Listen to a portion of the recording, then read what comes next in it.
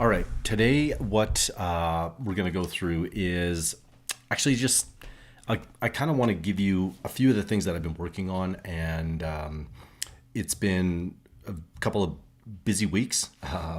First of all, we're closing on another site today. We had occupancy for a commercial building last week. We got debt on two new projects, and I've got my triathlon this Saturday. That's why I'm kind of dressed like this, and actually heading over for my last swim before I head out. So, why am I telling you this? Well, you'll kind of see, I think, hopefully how all this kind of links together. But is to talk about culture and a book that I'm reading by Ben Horowitz, and it's called "What You Do Is Who You Are," and with our construction company and even the development company, we're growing pretty rapidly right now. And so as you bring new people in and you start to see how they work, a few things I've noticed. Number one, I get frustrated when people don't have the same kind of beliefs and values that I do. And instead of blaming, I've been taking responsibility in terms of saying, like, how can we create that culture? What is the culture? Number one, like, what are the expectations? And then how can I get someone new that doesn't know me in alignment as quick as possible? Or to say, you know what, I don't believe in what you believe, Shane. And so I therefore either A, do not want to work with you. I'm not going to work for you as a consultant. Or if you're a seller, you may not want to do business, or you do want to do business, one of the two, right? But that is kind of fundamentally the kind of importance of having kind of a strong and clearly defined culture. And I'll give a quick example of my daughter Brooke. So she just made the top tier one soccer team in like where she plays here in Calgary, and the difference between going from tier two to tier one was the culture was very different. Okay, so the culture in tier two was have fun, learn the skills. It was very inclusive, very fair. Everybody got the same kind of amount of playing time. Everyone kind of switched roles. Like, you played goalie sometimes, you played center, you played defense. Where in tier one, it is like, this is the job you're kind of, we're putting you in right now. We're playing to win. You're fully committed, right? Tier two, you could play other sports, and it wasn't a big deal if you missed. It was far more lax, right? But tier one, that the expectations and the culture were very clear. And I'm not saying there's a right or wrong, right? You just have to know what you're signing up for. And some of the things that I took away from the book and how I'm kind of implementing and just assessing for Calamar, the construction company, I'm going to give you three of them. So number one is leading by example. And I think that this is, I think it's pretty obvious, right? And it's right in the title, right? Like what was it? What you do is who you are, right? And so when you're leading by example, that's kind of when I talked about the triathlon. Like, if I told my daughters and my son that doing well in this triathlon was important, and yet I didn't change my behaviors, my habits. I wasn't committed to getting up early and riding the bike or going for a swim or doing my runs on weekends or eating healthy. Then they would, like, I could say all that was important, but they would see by my actions that I was not congruent. And so you would create a culture in my family of, like, you can say whatever you want, and kind of put on a good face, but the reality is you don't really have to follow through. And that's certainly not the culture that I want to create at home, nor at our workplace. The next one is setting clear expectations. I heard a story, and I can't remember where it came from, but it was related to Tom Coughlin, who used to be the head coach of the New York Giants. And just for clarity, like, I'm a Patriots fan, and so I'm not a big I don't like the Giants because they essentially stole two Super Bowls from the Patriots, but good on them.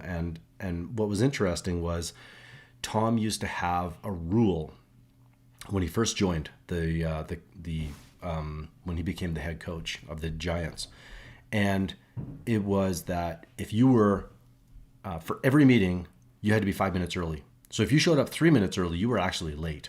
And he would fine players, right? So a player shows up, he's 3 minutes early, but he's now being fined because he's, in Tom's eyes, 2 minutes late. And initially this like created like a quite a bit of a backlash, right? Like players are writing in, and I don't know who they write to, but they were complaining, and it was a major issue. But eventually they got on board and they understood the culture that Tom was trying to set. And it was like no excuses, taking full responsibility, coming 100% prepared and early. And, it's hard to argue when, like, I remember the Giants, they were not, like, I think they barely got into the playoffs the one year, and they ended up knocking off the Patriots, who were 18-0. And so, there's definitely something to be said about, like, once you get that culture and everybody buys in, it's incredible. But the inverse is also, if you don't have a strong culture, obviously, things can really go to hell. The third one is aligned values. And one of the things that I know Mark and I, when we were kind of setting out our corporate culture and our values at Calamar, we really wanted to make sure that it wasn't going to be just something that looked pretty on, in a corporate brochure or in your office. Like, it was like, do we believe these? Do we live them? Can we remember them? Because, like, when I'm in a meeting, I don't want to have to, and someone puts me on the spot. Like, I remember I did an interview with a guy, I can't remember his name, maybe it was Darius, and he had like 6 or 7 corporate values. And he's like a values guy, right? Like, that was kind of his, or culture. That was really his book that he wrote. And so, fair enough. Like, he remembered his. That's not what I do on a day-to-day basis. So the values and culture that we are creating had to be simple, and we had to really know the why behind each value. And so I'll give you a quick example. So for us at Calamar, one of our big ones is corporate partnerships with our clients. And the why behind that is, like, when we get into business with someone, we're not looking at doing like a one project and then that's it. Like, we truly look at it as like a long-term partnership where we are going to be like working with them for the next 20 or 30 years. And that might seem, obvious or crazy, one or the other. I can tell you, in construction, in the world of RFPs and bids and all that kind of stuff, like, I personally think that is a tremendous waste of time. Not to say that, in some cases you don't have to go through that process, but I'd rather invest the time and energy to create a long-term successful partnership. And the reason that partnership is so important is because it helps you make decisions all the way through. Because if you view that person as a partner versus an adversary, versus like, how do we extract as much money, on this one project as possible, it's just a very different mindset. Okay, so hopefully that kind of makes sense. I'm by no means an expert on creating corporate culture. This is stuff that we are learning and we're implementing, and I think it's super important. I mean, if you're a developer and you're doing your first or second project, how you conduct business will influence the people that work with you. And I mean, I could give you like a lot of examples, but I'll just kind of talk broadly, and actually maybe I'll give you a quick example. So no, I don't want it because that's confidential. It came up yesterday. But the point is, like, if you are, how you pay your consultants, right? Do you stretch people out as far as you can? Or do you pay them on time when they're meant to be paid, right? Do you nickel and dime them over every single thing? Or do you say, you know what, like, I trust them. Sometimes they're going to maybe get a little bit. Other times, hopefully, I'm going to, come out on the winning end. These are, once again, it's not right or wrong. It's just who you are. And you want to be consistent with your actions so that people know who they're dealing with. And then at a minimum, on the other side of the table, you can always say, like, look, this is how we do business, right? This is, as a developer, this is how I conduct. And in a perfect world, you're able to attract and build a team that buys into the way that you do business, your culture, right? And I can't stress the importance of that enough. Like in our company, we protect our culture at all costs. It's not easy. It's not popular.